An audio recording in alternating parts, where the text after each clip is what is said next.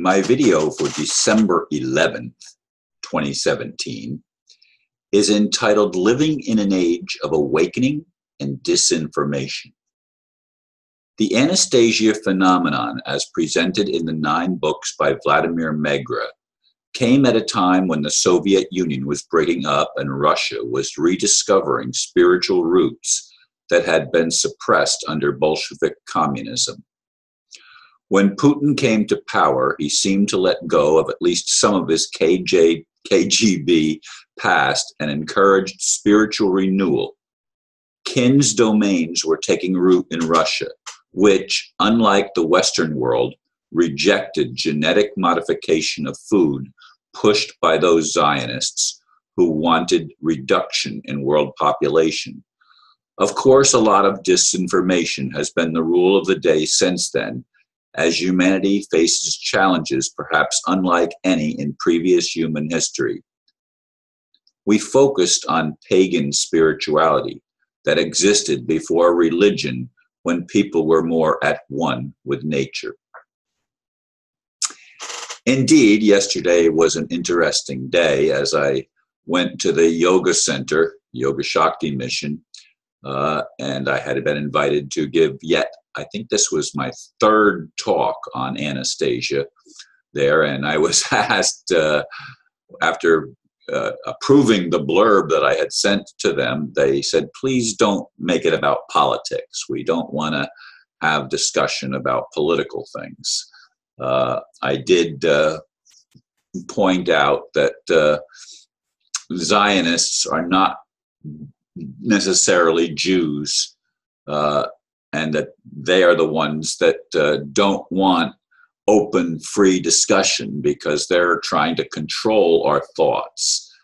And anybody that doesn't see this is either part of the scheme or been brainwashed by the people that are trying to control the world and create a one world order that there is no freedom. And to me, as I've said in other videos, I'm sure, Putin is one of the heroes because he's standing up to the new world order.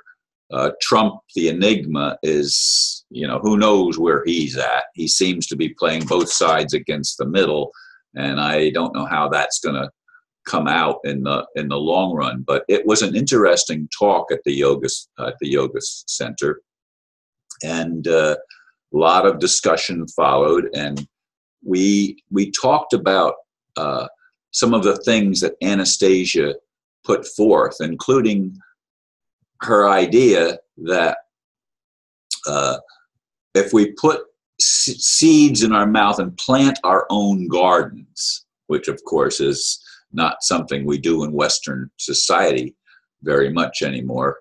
There might be some people that still do in rural areas mostly, but she recommended putting the seed in our mouth, holding it there, because the seed is a living thing, and it will take on our own energy, and it tells the seed what we need to be produced in the food that we're going to eat that springs up from that seed.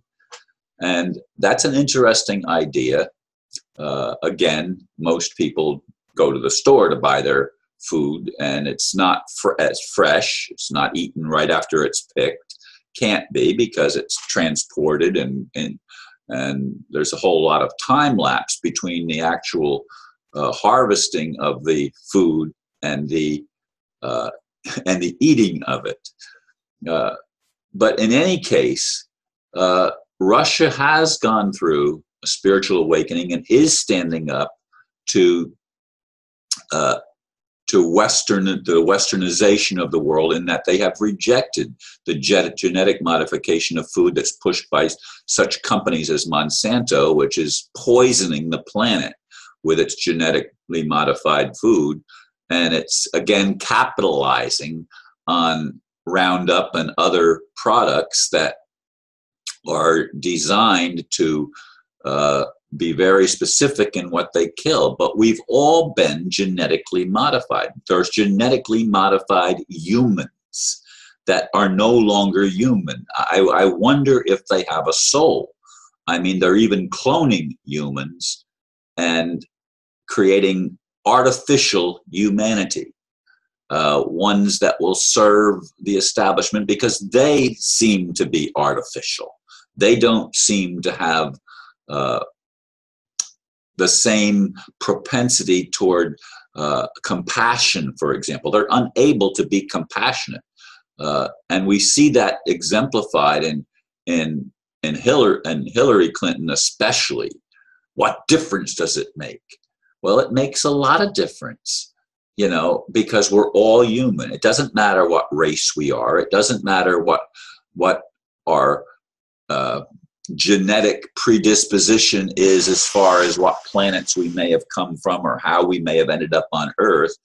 What matters is that we're here now and we share the common traits of humanity in general appearance. We might have different colors of skin, and of course we're of two different sexes, and some people are born that seemingly with both sexes, which is an anomaly. But I actually have a relative that was born with some a genetic problem, and his body did not have a penis, for example. I mean, there are things like that that actually occur. But the discussion was quite interesting. And by the way, I'm going to hold up. These are the 9 books by Vladimir Megre, the Anastasia books. And of course, this is the original Anastasia book that was put out by Vladimir. And they then, in the second time around, or the second printing, they made the colors more bland. I mean, these covers are really nice, but they made them black with just maybe a small picture on them or something, rather than the whole picture that you saw there as I held up that book. But I did focus quite a bit actually on the new civilization, and I made some readings in my talk from this book, which are very, very interesting. I'm not going to. I don't think I'm going to see if I want to read any of that now. No, I don't really have time to do that, and in a 10-minute video that I'm doing right now. Of course, the official talk goes for about an hour, but we were there for another 50 minutes after the meeting officially ends, and anybody that needs to leave can leave after the first hour. But nobody left until we actually had more discussion. So it went almost 2 hours, and was quite an interesting back and forth. And then actually I had all the books with me, and some of the people actually took and were reading parts in the discussion from other things that I had marked. If you notice, I'm looking at the ends of the books. I have markers in there, and if you were to open them to where some of the markers are, there's underlined passages. Well, I thought, yeah, there's passages that are marked, and some places very much underlined, of things that were very, very significant.